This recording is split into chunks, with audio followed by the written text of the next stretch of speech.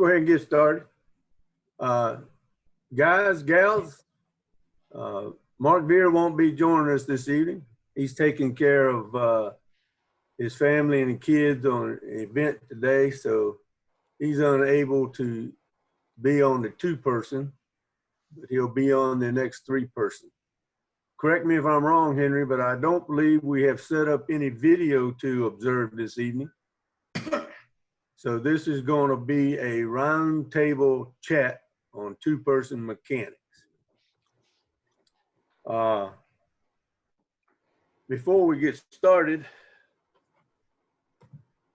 I'll give you an update on UIL basketball for the 2020-2021 season.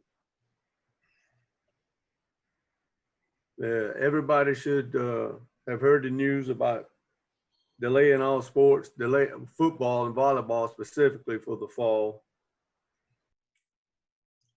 They have delayed those. So far as basketball is concerned, basketball is going to start, is planned to start on time, having the first district girls games on 6 November and the boys to follow on 13 November. But there will be some changes this year. The teams are allowed to only work 27 games. Scrimmages are going to change. They can't have 6, 7, 8 schools at a scrimmage anymore. They can only have 4 teams at a scrimmage. So all those big scrimmages that we've been done in the past are not allowed this season. And there will be no tournaments. No tournaments, no showcases, no regional tournaments.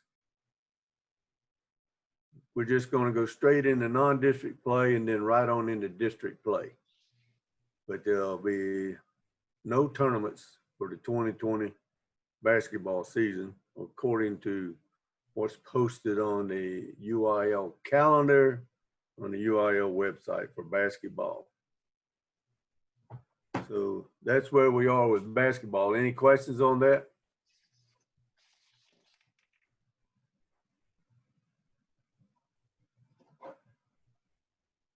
Okay, you want to go ahead and start, Henry?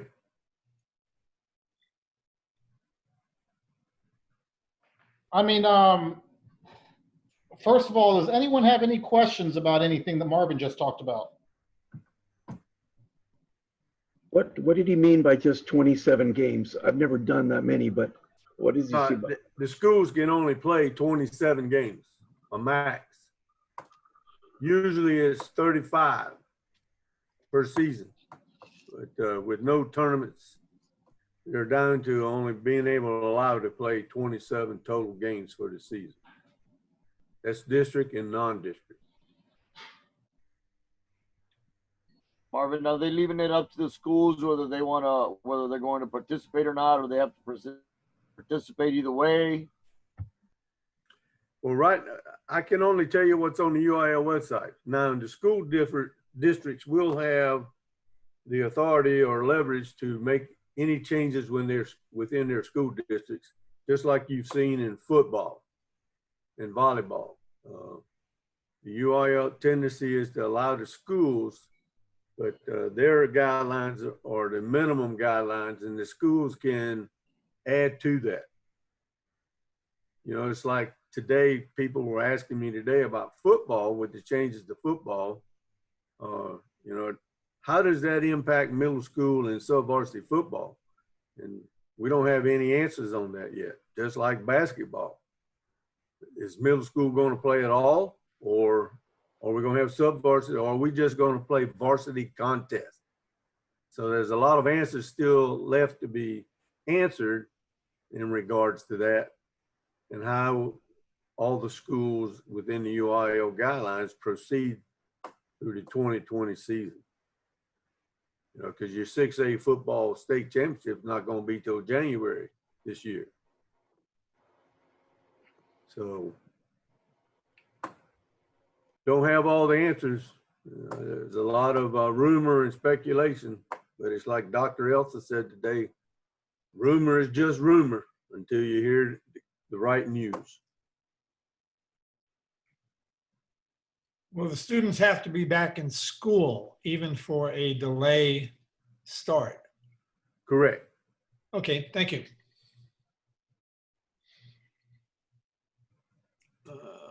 You know, so I've been visiting all the school district websites to see what they've put up, what they're doing, and most of them been waiting for the UIL guidelines. You know, and the UIL kind of fell in line with what TAPS has done. They're all, both TAPS and UIL, as far as football and volleyball, are running right along together on their new policies and how schools are to proceed in their current sports. But other than that, I mean, that's the best I can tell you that, because we were expecting something from the UIL yesterday. It didn't come out, but they did come out today with it. I was on top of it. Petty John even had been out there searching too, sent me the calendar that I got off the UIL website. So it's all, that information is out there for you to look at yourself at the UIL website, on the UIL calendars. And you can see all that information. And also, Marvin, they published a manual that talks about the number of teams in the scrimmages and the number of games. So they've got a damn near 40-page manual that covers all that too. Yeah. That they finally posted. Yeah, it was posted today or yesterday. Yeah, because it's dated last week, but I think they just finally got it right up on the site. And the manual, the basketball manual, is what the schools follow. Right. They get that, and that's what they have to go by. So manage all that. So now you know as much as we know. You know, if you want to keep up with it, just visit the UIL website every day, and if there's any change, it'll be put there for your review. But get to the basketball calendar, that's where you'll see most of the changes. Marvin, how's this going to affect middle school? We don't know yet. To be honest with you, we don't know if they're going to play middle school or not play middle school. We haven't heard yet. Because they're concerned right now, their biggest concern is varsity contest. And then each school district will decide what they're going to do with middle school and freshman JV basketball. So we'll be, you know, so they can't start practice or doing anything till 7 September, which is Labor Day, I believe. So that Tuesday would be the first day that all can get back to school and start doing things. So we've got another month to go through as they work out all the details on how they're going to manage their sports. So that's all the knowledge that I have on that right now. And because I try to get on there every day and check out new things and see what they're doing. So as of today, that's where we are.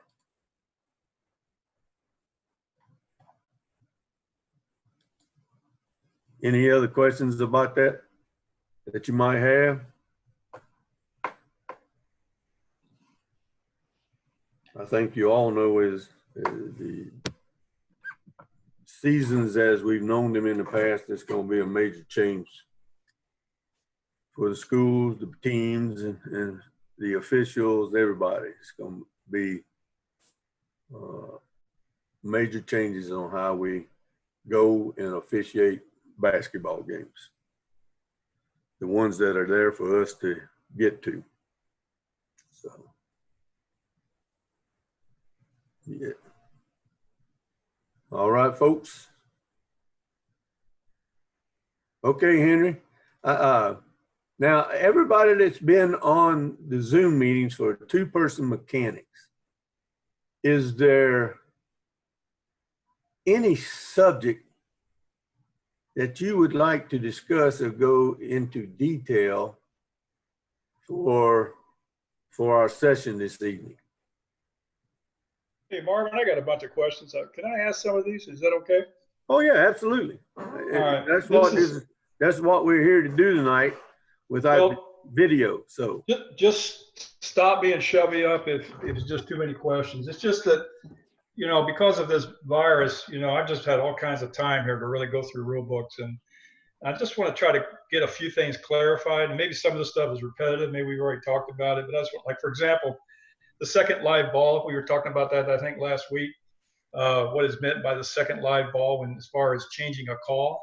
on a correctable error. Yeah. So let me see if I'm right on this. So let's say we got a bad call. So, okay, we didn't catch it. The ball gets thrown in, is brought up to court. Now that's the first live. Now that's the first live ball. Okay, that's the first. Okay, so then it's a dead ball at the other end, whatever, a foul violation. Ball's taken out of bounds, thrown in. That's the second live ball. Now it's too late to correct anything. Okay, that's what I wasn't sure. Like during that second live ball, I thought maybe any of that time the clock, the table could buzz it and call us over. Okay, so once that second one's thrown in, then we can't correct the error, right? Correct. Okay, just want to make sure I read. Frank, come on, Frank. Henry, y'all jump in here. Now, the way you described it, James, is absolutely right. Now, what I caution is the terminology of a messed up call. First, you've got to know what is correctable. And as you laid it out, the time and sequence is correct as far as a correctable error. The way you laid it out in your question is perfect. Yep. But just be careful on making sure that you know exactly what is correctable. So that's the only thing, because I cringed and Marvin saw me when you said, well, it was a messed up call. Now, hang on now. That's not always the case. Right. So make sure that you got what is correctable, and as you laid it out is right in line with the timeline of what can be corrected. Okay, James. Okay, so gotta have that first. Okay, James, hang on just a second. Sure. What are the correctable errors for everybody? Tell everybody what are the correctable. How many and what are they? Well, maybe a 3-pointer instead of a 2-pointer might be a correctable error. No, sir. No. No. In your rule book, it talks about correctable errors. There are 5 of them. Okay. Rule 2-9. Okay. 2-9. Right. They all pertain to free throws except one. Oh, I see it. Okay. You see there? Yeah. Under Article 1. Yeah. That's what we mean when we talk about correctable errors. It's Okay. there in 2-10 right there before the chart. Right. It's those Right. 5 right there. Okay. So Okay. So it's not just anything. no, sir. It's not just anything. Now, you can fix a 2 versus 3 if you do it immediately, or if they ask and you got knowledge of it, you can fix that in the game. But that's not as listed by rule, a correctable error. So read off those 5 for us, James. Sure. Failure to award a merited free throw, awarding an unmerited free throw, permitting a wrong player to attempt a free throw, attempting a free throw at the wrong basket, and erroneously counting or canceling a score. Correct. So 4 of them pertain to free throws, and 1 is about the score. Now, I believe Mark's going to put together a training session just straight on correctable errors, because to be honest with you, it's not really something easy to manage, because sometimes you need help from the table to get that correct, because you have to know when the ball is dead and when it's alive. Because if I shoot the basketball and it goes through the basket, at any time, does the ball become dead in that situation at any time? Once the ball goes through the basket? Does it become dead? No, I don't think so. I mean, it's just going to be taken in and out of bounds. It's still Can you help him out, Raul? What do you think, Raul? good question. I don't know. Mario? I think it's a dead ball. You think it's a dead Ball ball? there when they call timeout? What's that? Go ahead, Frank. Tell them what it is. When the ball goes through the basket, it is then a dead ball It becomes dead until until the thrower in. the thrower in. Right. So when you talk about, live ball, dead ball,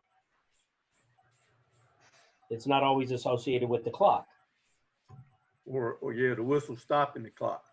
or in that case, the whistle. So yes, after a made basket, there is a period of time where it is a dead ball. So you could have a situation where you didn't shoot a free throw on a foul. You put the ball in play. That's the first live ball. We go down the other end. We shoot the ball at basketball. We don't make it. We rebound. We go to the other end. We shoot a shot. We don't make it. We go down to the other end. We shoot a shot and we make the basket. And then we take the ball and put the ball in play again and go down to the other end and take a shot and get fouled.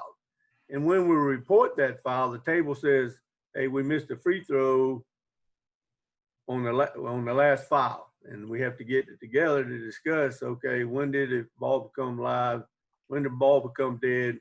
And when did it come live again? So we can go back and shoot that merited free throw, or we ignore it because we haven't complied with the correction within the correct time frame.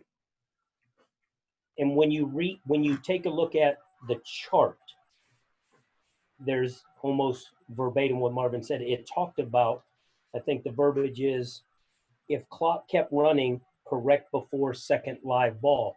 So that is a case to where there was not a whistle that made the ball dead.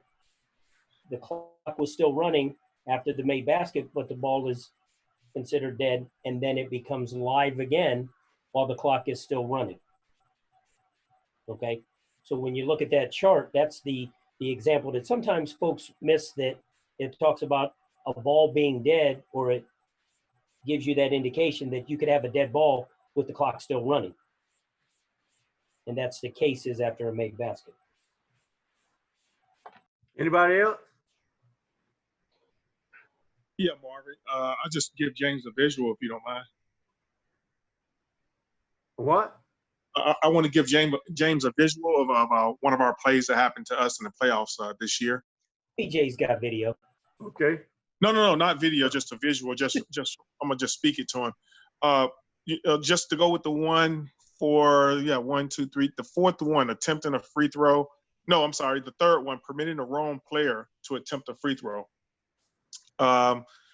We had a situation in our playoff game where two players were brothers, and they looked exactly like they were not twins.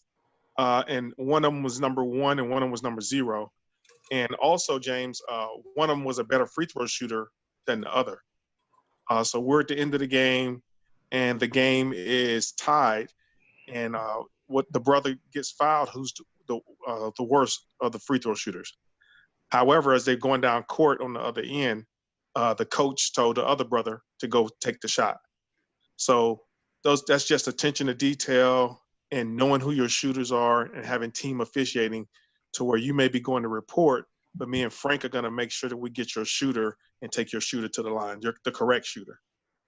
So just give you an example of how you can easily make a mistake on a correctable error if you're not team officiating.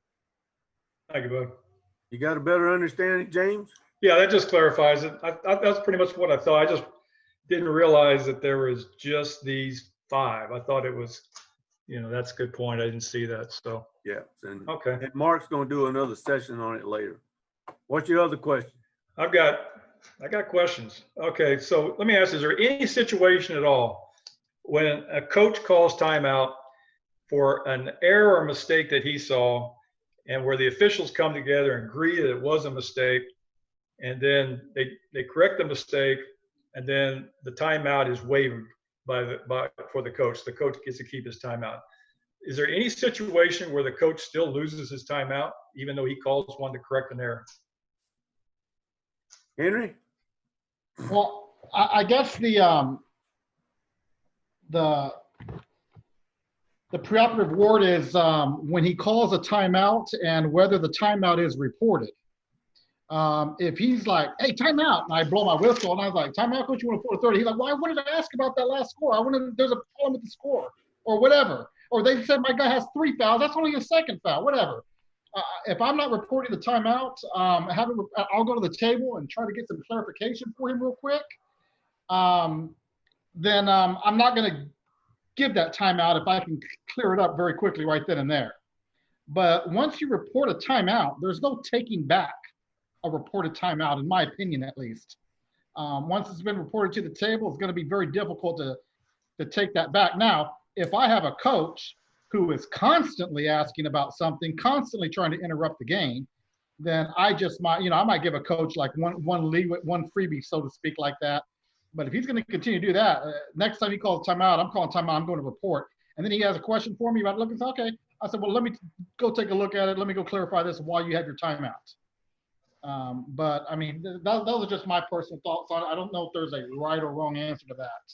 Well, I was looking at casebook 210-1, 2-10-1, and that was a situation where the timeout was waived. The coach got to keep his timeout. That's correct. If a coach requests a timeout for a mistake, file reported to the wrong number, score not being correct, and he is right, so we fix something, he's not assessed the timeout for that purpose. If he's incorrect, then he will be assessed the timeout and be taken against him for his total timeouts. So there are times that they can request, but they have to be requesting to fix something there at the book, whether it be files or the score itself. Right. And the key is that when he requests the timeout, he needs to approach one of the officials at the initiation or the recognition of the timeout to take a look at whatever he's questioning, not at the end of it. Now he's already taken the timeout. And then he comes out and then he's going to try to get it back. And James, good point when you said in the case book, the key to the case book then, and I know you did this, was find out what their chapter and rule was that it identified in the case book, and then go back and take a look at that rule to ensure that it spells it out, understand the rule more than just the case book. But the intent is that when the coach calls the timeout, he's initiating or trying to get one of the officials to look at what may be wrong, not waiting till after the timeout, if that makes sense. Yeah. You got, Frank, you got the page in the rule book where the correctable chart is? The correctable error chart? Yeah. Yeah. Page 19, rule book. page 19, I believe. Yes. Because we had a question. It's on page 19. Page 19 in your rule book is the correctable error chart. And if you get familiar with the chart, it'd be difficult not to get that right in the game. The chart gives you the live ball, dead ball sequence. Put it up there. Put it up there.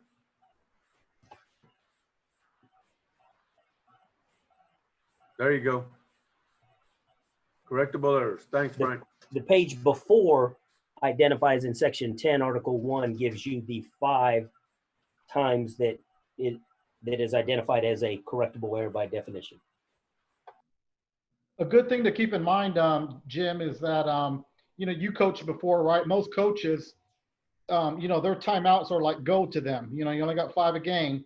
So if they're calling for a timeout and asking an immediate question before I report that timeout, I'm going to look to address that, because most coaches, at least in my experience, they have a legitimate concern or a legitimate argument when they're trying to get my or my partner's attention and to stop the game to look at something so it doesn't get further along and then things are forgotten about. So, because otherwise a coach isn't just going to call a timeout for us just to look at something, real quick, because, he wants those timeouts in his pocket towards the end of the game. So, Bill, any thoughts on that? I think you and Frank touched it real well, because once the timeout is requested, that's when the coach should allow or notify the official, hey, I think something's wrong. Would you check it, please? And then we go from there. Yeah, babe. Jim, I've even had some in middle school games where sometimes the coaches aren't very knowledgeable. Maybe they're a football coach forced to coach the girls basketball team, whatever. You know, they'll ask me like, hey, real quick, doesn't that happen? And they're referring to a collegiate or even an NBA rule. So, you know, I may have stopped the game quickly because he had a question, but you know, again, something like that, I'm just looking at the guy that, okay, this guy just really doesn't know the rules too much, but he's not doing anything that's unsporting like, at least in my opinion, in that manner. Now, if I think he's being unsporting and he's trying to slow down the game or stop something, then I might have a quick talk with him. Hey, coach, I can't answer every one of those things. I'm really not here to teach you the NFHS rules, but you know, so let's just move on. So Okay. just something to keep in mind. Next, James. Anybody else got a question?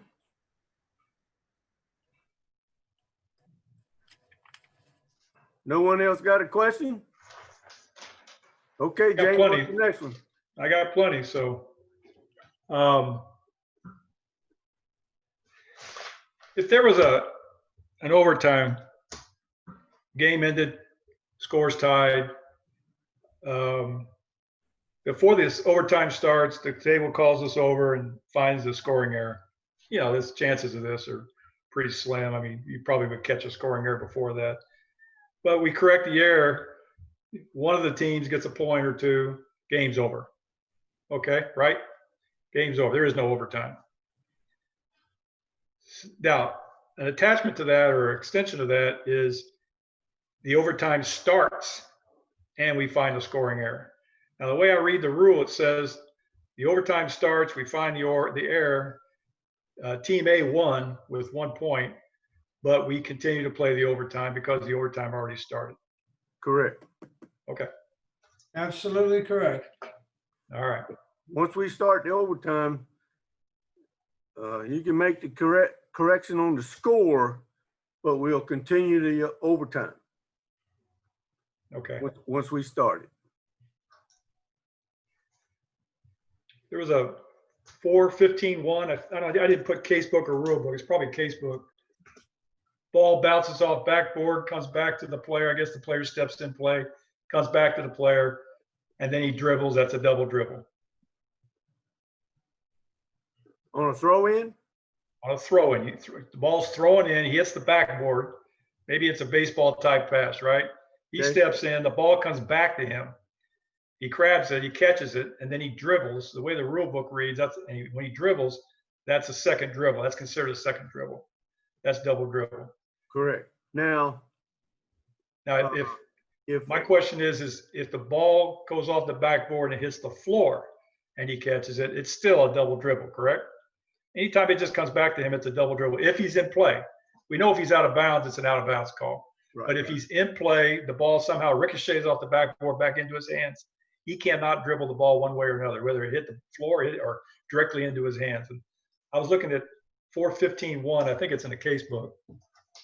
But the answer to yours would be correct. Now, anytime on the throw-in that the basketball hits the back of the backboard, that's a violation. Right. So if it hit the back of the backboard and went back to him, it's a violation anyway. So we'd have a violation on the throw-in, and team A or B would get the ball on the throw-in at that spot when it occurred. But right. But yeah, anytime it hits the side of the board and the thrower in is the first to touch the ball on the court would be a violation. Okay. You must have had all this stuff in your games when you were coaching. I had some situations like that, but you know, I don't remember. Some of this stuff's pretty, you know, Marvin. Some of this stuff is the chances of it happening in a person's career is maybe one time, if even that. But it still doesn't hurt just to clarify some of it, because some of it. It's the thing about the rule book for me, is that there's the rule, but then I think, okay, what if this happened? You're always doing that when you read the rule book. What if this happened? And then it kind of gets kind of foggy on what the rule would be. Like intentional fouls. James, Yeah, go real ahead. quick, Go ahead, Franklin. What you were, the chapter and verse that you were in was strictly dribbling. It was not dealing with throw-ins. Marvin gave an excellent about throw-ins, but the chapter and verse that from the case book that goes over to the rule book or vice versa is strictly dribbling and talks about all the do's and don'ts of dribbling. So it really didn't deal with throw-ins. Okay. It was all dealing with dribbling. All right. Okay. Okay, just to clarify that, because it was back into the definition part. Hey, James, even though you say that these are one in a million things or one in a career, They happen all the time. Even though you never know, you talk about it and all of a sudden it happens to you in the game. So these are good questions, and I like it if you keep going. I mean, these are good situations that we're talking about. Casebook 419.3. And I've been a coach. We tell kids to foul to stop the clock, so we get a chance to get the ball back. And sometimes it should be as simple as if I coach my defensive player, hey, look, when you intentionally foul at the end of the game, really all you got to do is just kind of go over and grab a little bit, and the officials know what you're trying to do. But sometimes kids get a little over aggressive, and I know you don't want to call an intentional foul with 10 seconds left in the game when the team is just trying to stop the clock. But then sometimes, like the situation I had at TMI, where the kid went over and just shoved him in the back, and ran you into the bleachers almost. That one, obviously, that got out of control. Is there kind of an understanding about that? We just try not to call it technical or try not to call an intentional foul on that, as long as no one's getting hurt, and the idea that we know the other team is just trying to stop the clock. I mean, is that a judgment call by the official? Well, Jim, the situation you brought in the casebook, particularly for section A, it says the player is grabbing him from behind. Okay, in your mind, is he making an attempt for the basketball? And if the ball is not present, in all likelihood, the chances that you have something intentional outside the game, okay, that falls into rule, right, is that you have an intentional foul. Now, the fact if he goes out and he fouls him and he's in a legal guarding position and he slaps the kid on the arm, okay, as long as he's not balling up his fist, could you say that he is attempting to go for the basketball? Yes, okay. Are they in a common situation or are they in a bonus situation? Well, then you react accordingly as you administer it. But the intentional foul is something that can escalate quite fast. And if you let it go from behind with 30 seconds to go, at 15 seconds to go, you may have that kid being pushed up against the wall. Because the perpetrators are going to say, well, if he didn't react to that, I got to get his attention. I need that ball back. And so they're going to go to the weakest kid and try and push him through the wall like you experienced. All right? Yes, sir. So, James, on intentional fouls, by rule, they must be making a play on the ball for it not to be intentional. And the severity of the foul is not part of the equation. That's correct. So you have to judge what they're doing.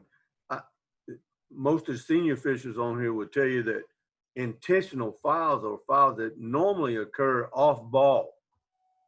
And we do have some on-ball intentional fouls, like your case is driving, we're getting close, and they shove them in the back into the wall.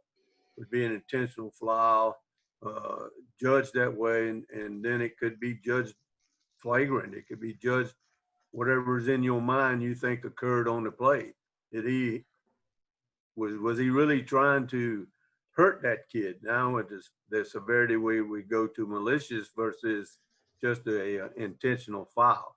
But and a lot of the senior guys, I see intentional fouls that are called that could have been avoided if we had called a foul when it really occurred, a common foul, and then they get away and now we're reaching out and grabbing somebody.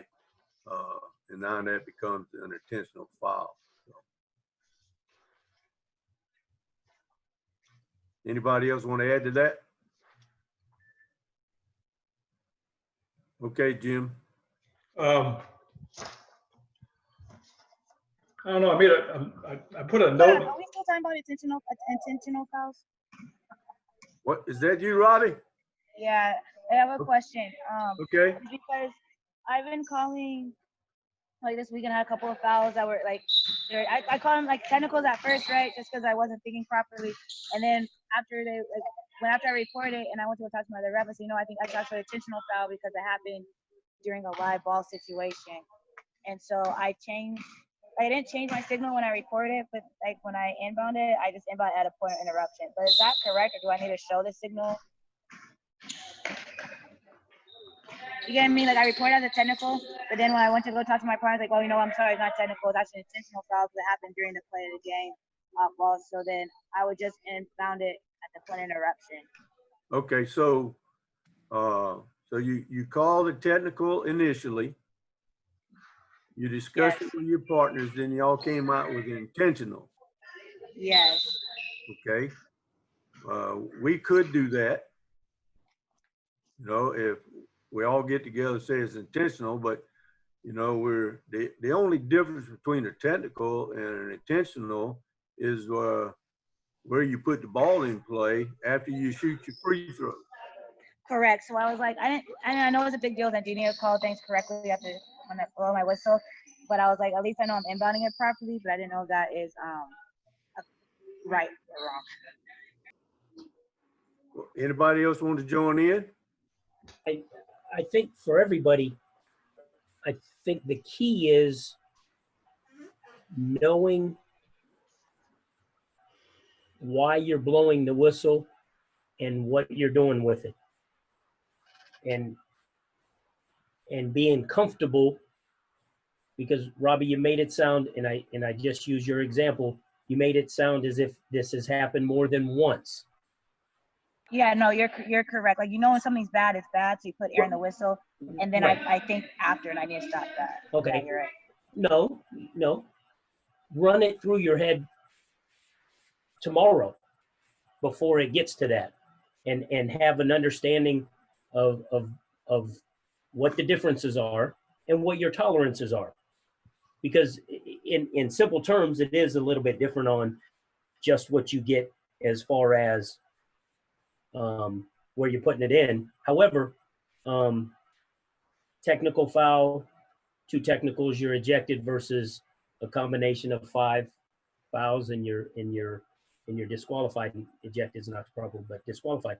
So in your mind, have a better understanding before you get there on what separates them, because obviously both of them are live, and the technical foul versus the intentional foul.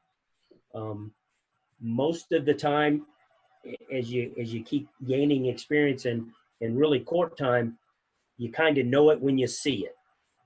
Even though the rules is specific to a certain extent about the differences, you know it when you see it, and the game kind of dictates a little bit too on what am I going to call.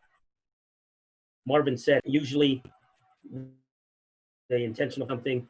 He talked about off the ball. He talked about delaying to stop the clock to change a situation because the team's losing or they're behind. Technical foul is not normally that. Technical foul is something that sometimes escalated to that. So what I would challenge everybody is just have a good understanding of what the differences are. And then when you blow that whistle, you've already decided that it's something. And then just make sure you're comfortable with that. And coming together as a crew to talk about it is never a bad thing. Never a bad thing. Matter of fact, if I see an intentional foul, probably not going to run over to you too often. I see a technical foul, we are going to come together, not to change it. I just want to know what's going on as a crew so we know and we make sure we administer everything. And we give, if it's a technical foul, maybe it's something that's hostility or violent. We want to give the teams time to separate and give the officials time to catch their breath. Right. Intentional fouls, not as much, but a technical foul, yeah, we're going to come together real quick and just say, hey, what you got? And press on and make sure we all have. So just work on making sure you know the differences, and then, hey, put air in the whistle. I've been there with you. You can call. Hey, Marvin, can I add something on that? Yes, sir. Is that Robbie? You said who was Yeah. that? That was Robbie. Robbie. Okay, so Robbie is doing live balls. It's kind of easy. It kind of can be a little bit easier to categorize it doing live ball with knowing the differences, like Frank said, between common, intentional foul, and flagrant foul. We're just talking about live ball right now, okay? When the ball is live and being played. So just know your differences between a common foul, an intentional foul, and a flagrant foul. Go up and read up on those, and you'll be fine. Like Marvin said, an intentional foul is a personal or a technical foul that may or may not be premeditated, and it's not based solely on the severity of the act. Another bullet point, it neutralizes an opponent's obvious advantageous position. Next, it could be contact on an opponent who is clearly not in play. That's someone who's away from the ball. It could also be excessive contact, or it could not be excessive contact. So just know the difference between all of those, and that's just intentional foul. So now you need to go and read up on what's a common foul, and then you read up on what's a flagrant foul, and it'd be so much easier when they happen in the game for you to distinguish between the three. Thank you. I got a question to that too. Does any of you veterans or anybody, when you have these situations where you have a coach who's instructed one of those players to intentionally grab another player away from the ball to, I guess, either put the kid on a line, stop it, whatever his purpose or whatever reason, have you dealt with that? And then what is the rule on that, or how's that work? Does that make sense what I'm saying? Well, that is still an intentional foul. Normally, somebody will correct me if I'm wrong. Usually, if a coach yells out for somebody, they have picked somebody out they want to foul, and that somebody they believe cannot shoot free throws very well, so that they can get to the line and possibly miss two, and they have an opportunity to get a rebound and they'll score without them scoring. That's been my experience with those, and usually you're going to know those right away, just like you said, James. The coach is going to be telling foul, foul, foul, and somebody's going to run that guy because they talked about it maybe at the timeout, or they've had a preset play. If we get to this guy here is who we going to foul, so I want you to foul him. So, and we have to be ready and on top of that to get those fouls. But that's been my experience. They want that weaker free throw shooter on the line. Hopefully they'll miss both of them, and they won't get it, then put the ball back in play, and maybe they'll get a steal on the inbound throw or something. And remember too, James, that tactic is legal on TV. So you might see that tactic in the WNBA and the NBA, and that's perfectly fine. But that tactic is illegal in NFHS high school. Okay. So you can't do the hack a shack, or as another nickname, or foul a person away from the ball just because they're a terrible free throw shooter and put them on the line. That is a classic intentional foul. That must be the purpose of the rule, that they get the ball back, right? On intentional foul? Well, the team that's offended will get the ball for a throw in. But in that case, that stops the clock, which is what. And then when even if they miss both free throws, they're gonna get the same ball for the throw in. Right. Maybe they can steal the inbounds pass and be able to go the other way to score. So. And let's remember that that ball comes back in point of where the intentional foul occurred. Not the midcourt line. Is it That's two correct. intentionals and then you're out, like two technicals, or? No, ma'am. No, ma'am. An intentional foul, a true intentional foul, is just registered as a personal foul Common foul. towards 5 for disqualification. Okay, So, thank you. and as an officiating crew, have an awareness of where you are, especially towards end of game situation or mid fourth quarter, to where a team may use a fouling technique, for lack of a better term, don't want to say intentional. They may want to foul a team just to get up to the bonus situation, and they'll take a chance at that intentional foul, and maybe it doesn't get called. But they want to get up because each time it's a common foul less than bonus situation, the ball goes back to them anyhow, just not shooting. It goes back to the offended team. So sometimes teams will foul just to get up to the bonus situation. Then there's shots, and then they get the ball back after the free throws are administered. So having an understanding of the game, and James, you understand it, and those that have been coaches understand that some you're sitting at 4 fouls, you're behind, you need to foul 3 times so you can get the ball after the free throw. Because the first 2 times you foul at 5 and 6 ain't going to get you no ball. So they're having an understanding of the game situation and who's behind and who's ahead also may have a determining factor of whether or not that is an intentional or not. You talk about that. That's things that you may talk about at timeouts. Okay, so game situation and may dictate that also.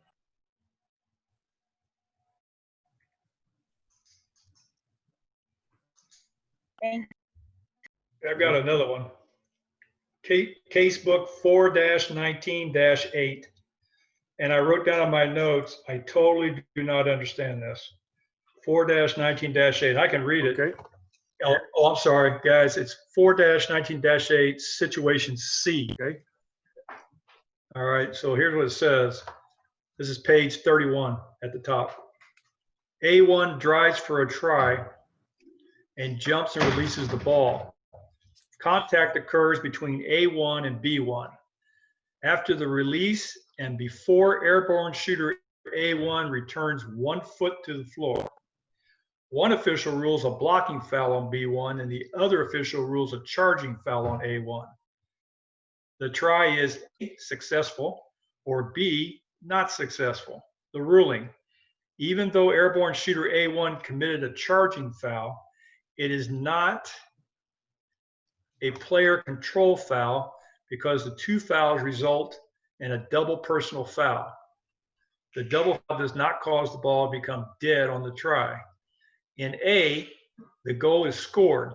Play is resumed at the point of the interruption, which is a throw-in which is a throw-in for Team B from anywhere along the end line. And in B situation, the point of interruption is a try in flight. Therefore, the alternating possession procedure is used. Wow. Wow. I'm like, what? That's one of those plays you don't want to happen in your game. The rule is written so that when you got 2 different fouls called, so therefore, because it's on a shot and the ball is not going to be a player control foul. So now you have to go back to determine, okay, what happens when the ball goes in or don't go in, and that's where you make your ruling on the fouls and where you're going to put the ball in play. Anybody else? on,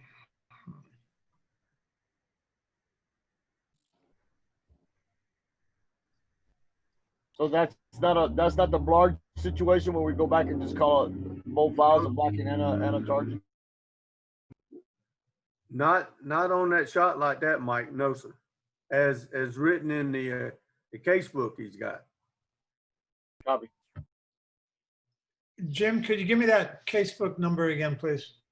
Yeah, 419-8, situation C on page 31 of the case book. Thank you. I'm reading it again.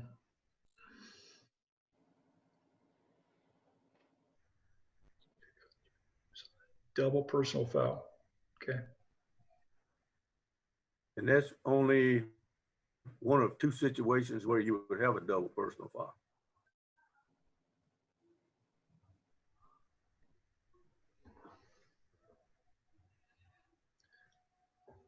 I wish we had a video of that. So Marvin, if the shot goes in, the ball is going to go over to B with the running the baseline on the end line. If the ball does not go in, we're going to the alternating possession with the spot throw in at the point. With the double foul? I mean, Yes, with sir. not the double foul, but yeah, you would. That's how you would manage that. If it's a made shot, You're then running the end line. the defensive, what was Team B, gets the ball, runs the end line. Runs Okay. in. If it is a missed shot, Right. it is point of interruption going to the arrow. Alternating possession. Yep. Because what happens is the double foul wipes out the player control foul. So it becomes basically two common fouls. And I've read that 5 times, and in 32 years, never. So I'll get it this next year because this past year's been crazy. So might as well get it next Frank, year. is it because of because of the shot is in the air that it eliminates the player control? So like if the ball is still in the player's hand and you have that same situation, you have an official calling a player control and another official calling a block, does that change how we adjudicate it versus when the ball's in flight? No, So either way, Yes. whether the ball is Correct. in the shooter's hand or if the ball is in flight. well, if it's still in his hand and you have double foul, do you have a shot? No. Marvin, You could okay. have a shot. If you still learn if you You're still in the learn in act of control it, of the ball and you're in the and act. you're in the act, Yeah. but you have a double foul, Okay. now you don't have the shot up. So now you would truly have just a double foul. Right. Okay. So the ball coming up doesn't get a shot. Correct. So now Right. you have a double foul and You just go that's- straight to the arrow. you go. Yes. Okay. Aaron, let's talk about how we would manage that. If we do this correctly, Ringing in my ear. we'll have Hey, James, by the way, I posted a play for you, a double foul play for you on the YouTube in the chat. You can just grab it and watch that Thanks, Dick. later on. Thank you, buddy. I appreciate it. I'll All look right. at it. Yes. on the management aspect on that, if Bill Zabicki and I had a foul and we both know we got a foul, we would discuss what we've got before Yeah. we reported it, and we probably would not have a double foul. One of us is going to have something that occurred before the other one, and we're just going to call some type of common foul. See, that was my question. Why wouldn't we just resolve that and avoid the double foul rule? Well, I mean, you can from a management perspective, but we can't have two whistles, two hands going up, and then all of a sudden a block foul from one official and a player control foul from the other official. Now we've got to go to the double foul situation on this versus you know, I've got contact first, Bill, you got a whistle, you got contact, so which one of us is going to take it to the table? And that's what we're going to rule on, either a block or a charge, depends on the person that blew the whistle and takes it to the table. Because before we leave that, we're going to agree, okay, Bill, you got a block, take it to the table. And we're going to agree with it and go with it. And of course, we may discuss it after the game and get our rule book out or whatever the case may be. But from a management perspective, to do that, you understand that, Farron? Yes, sir. You know, so, but if we got two hands going up with two different signals, we're going to have a double foul in that situation, and we're going to have to follow the rule book and go to the alternating possession there, which means the same team may get the ball back. And one step further, and this is part of the stuff that is not written in the book, part of the game management, is whoever's taking it to the table has to be crystal clear on what they're reporting, not to the table, because as soon as you get done reporting and there is no time permitting, the best time is to put the ball back in play and get the clock running. But there's going to be a question from one or both coaches, whether you're playing pickup on Sundays or you're playing the 6A semifinal game. There's going to be a question. So if you come together, as Marvin said, and between him and Bill, there's probably 120. When you come together, but when you come and you report it, you're going to report it and then not be defensive, but be receptive. Explain it, because once you've done all of that, now time and distance is your friend, and let's get back into the ball game. But be ready for that now game management part of it, to where you can explain it. Whatever you're doing out there, got to be explainable. Frank, do you think it's a stronger look if you just go ahead and take the initiative and address it with the coach rather than waiting for him to ask you the question? No, you don't. Because no, I don't. Because I think what you're going to do is you're going to give him an answer and you don't know what a question is. Okay. Okay. I don't. If he hasn't said anything, he's just standing there waiting. If folks watch me call ball, especially in 3-man, I'm going to walk over, and if we're shooting free throws, I'm going to stand right in front of the coach where I'm supposed to, and with my back to him, and give him a chance to ask me a question, and that's his chance, and then we move. So I'd be cautious on you initiating, especially as you're up and comer. There's some other folks that are on this that are on this Zoom today, and other folks in the chapter that they may be able already have a rapport with certain coaches and can initiate that, but I caution against it. I'm a transient guy, as a military guy. I move around. See, a lot of coaches don't remember half of them. So I'm going to hang on a little bit, and I'm going to give him the opportunity, because I don't want to anticipate what he's going to ask, and I may give him more information and dig a deeper hole. I can answer his question. I can't answer his mind. So I'm going to wait till he gives me something. That makes sense.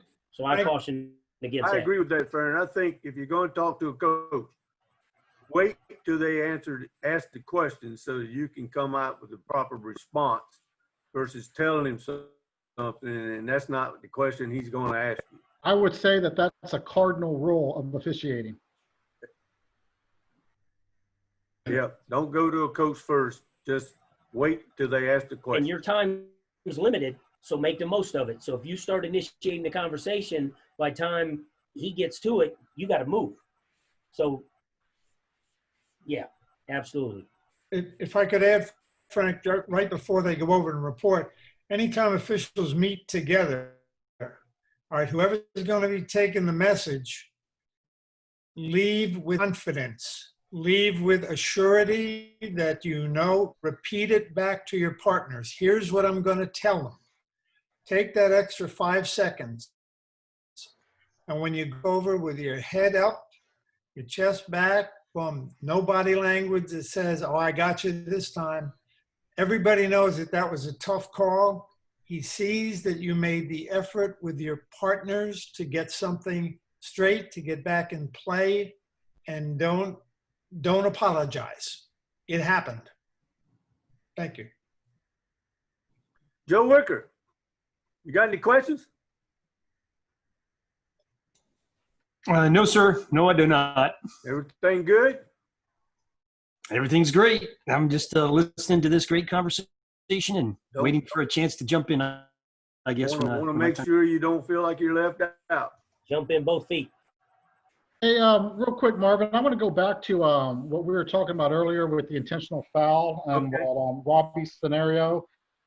All right. And we kind of got to talking about fouls with players who don't have the ball. I wanted to make sure we clarify that, according to the rule book, has to be a player who is clearly not involved in the play. So we don't want to confuse that. So obviously, towards the end of the game, a team's going to want to run out time. They're going to maybe go to a four corners or stall offense.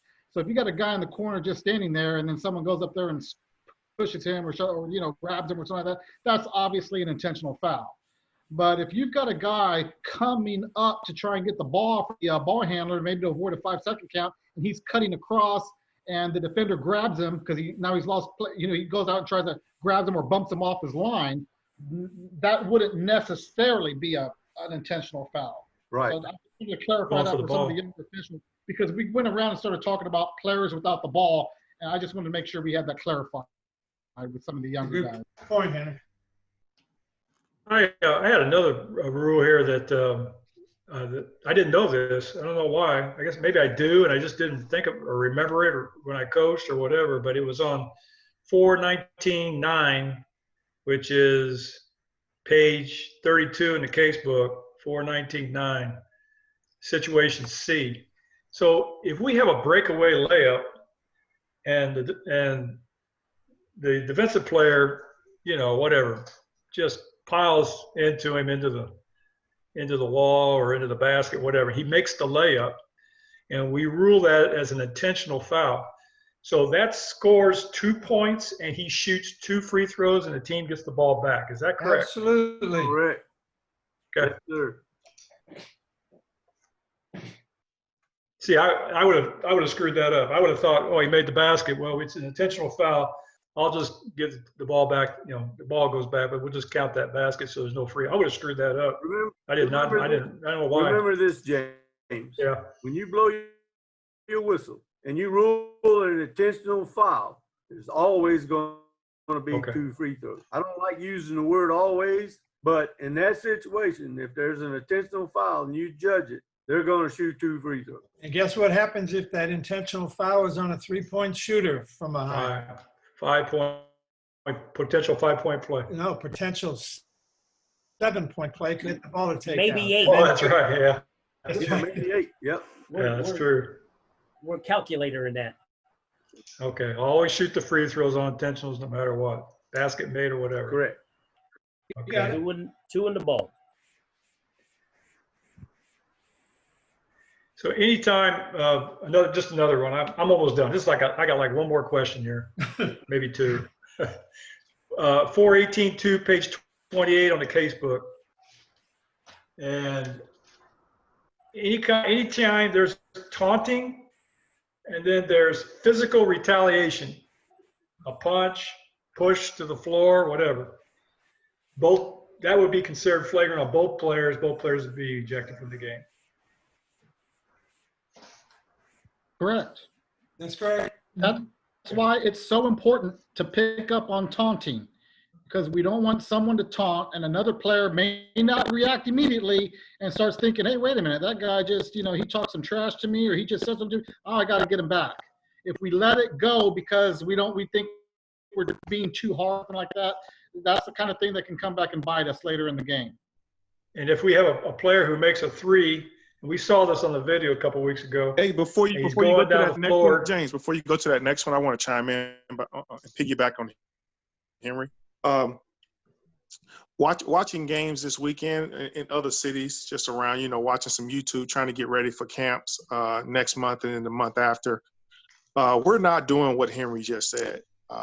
Watching some of these showcases or these tournaments that's going on in 2-man mechanics, we're not having the courage enough to make these calls. I seen a play where we had a fight, punches thrown, and we just called one technical on one player. We didn't have the courage to eject both of those players for fighting, and we didn't pick up the action even before the fight happened. So when you're here on Zoom, make sure when you get on that court, this is the tough part. We're studying rules, we're talking positioning, appearance, hustle, casebook, mechanics manual. But let's make sure when you get on that court that your words and your training follow your actions on the court, because it's all for naught if it doesn't. If you're just going to go out there and just not take it seriously, it's not going to help the game. So when you get on that court, do all the things that we're talking about now. So the game is better for the game. If that makes sense. That's a good point. Go ahead. Like Henry said, on the taunting aspect, there's a lot of taunting going on that we don't address. We have an issue with not addressing taunting, but it needs to be addressed. We need to stop it, give warnings, and if it's severe technical fouls, so we can prevent those potential fights that could pop up. Because, we saw in a video a while back where putting the ball in play and the guy just took the ball through it, hit the guy standing in, and that was a result of what something happened previously but was not addressed. So now we got the retaliation. So when we see taunting of any kind, it needs to be addressed. We need to stop it so we don't have other issues that really turn into could be a brawl on the basketball floor. Question. What's the right way of ejecting a player? Henry? I mean, you want to be as calm as possible in those situations. Let your partners know. I tell the player, go see your coach, that kind of thing. I would report to the table, and if I have to, I'll go to the coach and let him know what exactly was said or done in case the coach the question about it. And I don't sugarcoat anything. If a kid said something, I ejected a kid one time years ago for using a racial slur against another player. Coach asked me what he said. I went over there and Coach, he called the other player, and I said exactly verbatim. I didn't mince any words. Coach just nodded his head. Like, I'm sorry about that. Okay. I didn't say a word, and I can only imagine that's the guy got it. I just tell the player calmly. I was angry about it. It offended me. But you just try to remain calm in those situations and be kind of businesslike about it. Don't do anything personal. So I hear you, but I mean, how do you say? You say you're out of here, or you tell the coach your player he's out of here. I mean, that's my question. I know, but that's my question. Henry, how do you do it? Henry started it perfectly. Talk to your team, co-officials, and everything is calm. Because the whistle's already blown. When you start getting and just that tone that I heard from you, and Mr. B, I don't know you, but just that tone, you're out of. No, there is no out of here. You look in the book, out of here is not even in the rule book. Yes, it is. If you're gonna call it, it's out of here. It's in baseball, man. It's softball. What are you talking about? Out of here. I'm gonna go to the table, and probably as I'm walking to the table, I'm gonna tell the coach number 5 is gonna be disqualified, or he's disqualified. Then I'm gonna report it, and I am, and this is, and I forget who asked. This is the time I am gonna go to the coach. I'm gonna initiate the contact because he's already gonna have a question, but I owe him that explanation to say number 5 is disqualified, coach. Here's what Henry said. So the pointing of the fingers, the thumbs, the baseball, the softball, the stuff you see on TV, don't need any of that. We're the ones that can remain calm in the situation. And I'm very animated, as you see, if you're looking. I'm an animated guy just sitting here. But this is the time, almost put the hands in the pocket and remain calm and explain to the table. Number 5 is disqualified because you've already reported whatever's going on and how you're going to adjudicate it. But the out of years and then this and that, I get it. PJ's right. Softball, a couple hops and point to the showers, but not the time and place. And I'm an animated guy, and I can sell a call in a minute. But that's not what there. Almost give it 10 seconds, let it simmer, and then walk over. And number 5 is disqualified. Here's what we're going to do and go. Because you are now in the position to de-escalate. Because things have escalated to the point to where you're going to disqualify a player or multiple players or something. Now is the time to de-escalate. And this is the first time, because in many cases, this is the first time an explanation is going to be given is you reporting to. So you got to remain calm and now we're going to turn the heat down and de-escalate on that. Okay? That's my thing.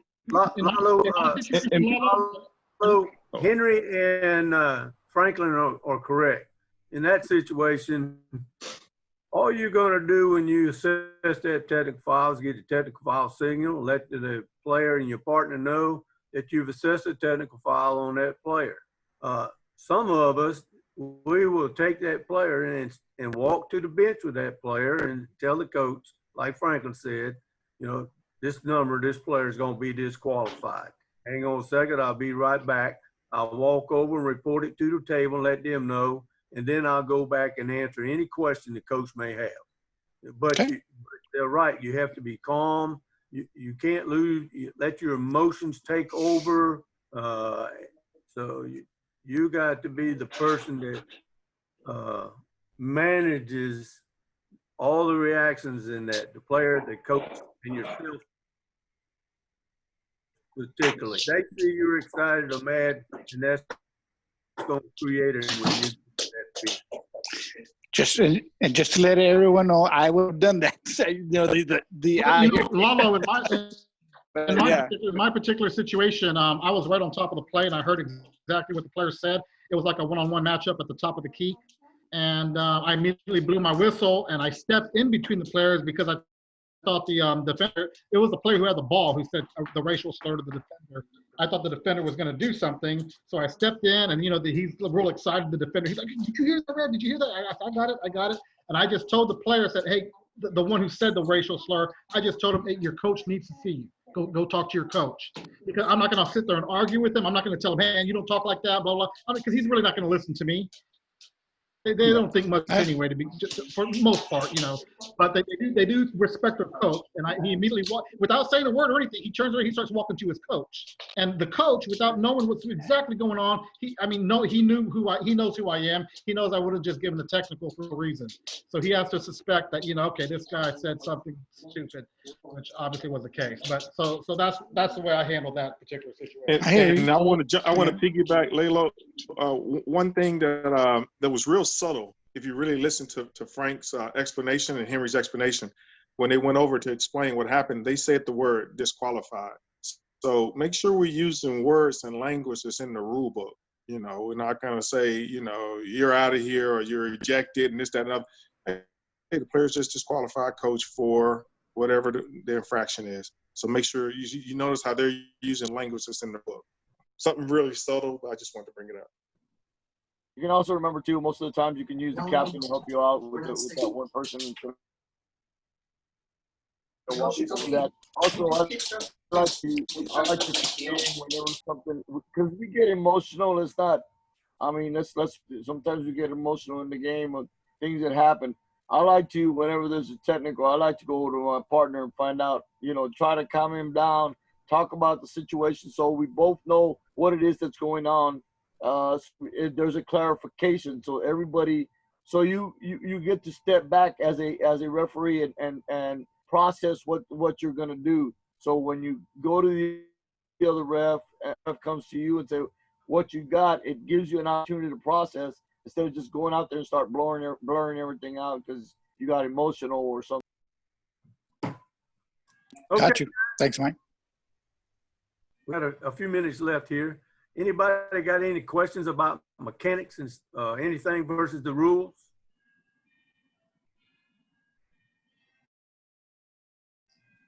So we all, I'd like to mention, we're all very proficient in our mechanics, positioning on the floor.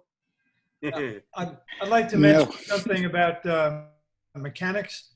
If you looked at many of the slides that we've seen in 2-person and 3-person Zoom meetings, it almost seems like the game is in great control of the guards.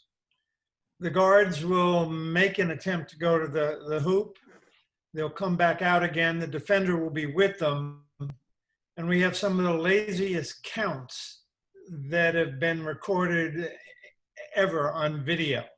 The count doesn't stop when that player makes a move to the basket. If we still have that 6 foot, if we still have that guarding position, that dribbler may come back out and he says, I'm not going against the guy 6'8", and he might still be guarded. And for us to drop,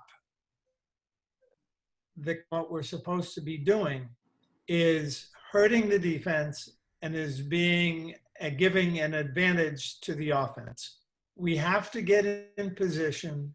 We have to use proper mechanics. Proper mechanics in a tough situation, the biggest help we can have. Our partners will see what we have, the coaches will, and so will everybody in that gymnasium. That's all. Good point, Bill. 6 foot is 6 foot. Doesn't matter which way you're going, unless the shoulders get past the torso of the defender, then we can stop our count. Without that, they make foot. We should keep the count going. And if we did, we would pick up a few more closely guarded violations. Okay. So, well, guys, gals, thank y'all for getting on. Tonight was supposed to be in 3-man, but we're going to move that to the next week. But Mark couldn't be with us this evening. Apologizes to everybody. And he asked Henry and I to start this, and I want to thank everybody else that joined in to help with this. Every time I do some training like this, I always ask that everybody, if we hope we have not confused you at all, and if we have confused you, we need to know about it. So we need that feedback to get that going. So really appreciate everybody getting on tonight. I hope we've an opportunity to at least one little thing as we move forward into our upcoming basketball season for that purpose. And the last thing I'll say, if you don't know, THSBOA registration is open. You can go to THSBOA Central Hub and get your registration taken care of. And the chapter registration is open if you haven't gone there to do that right there on the Central Hub for SABOA. You can take care of that. So outside of that, thank y'all, each and every one of you, for getting on. I really appreciate it. And look forward to the next Zoom meeting. Thank you, James. Thanks, Mike. Thanks, James. Thanks, Great questions. Thanks, Henry. Thanks, everybody. Thanks, guys. Mark, we have till the 31st of August to register, right? Yes, sir. Still do. Okay, thanks. Okay. Good night. Good night.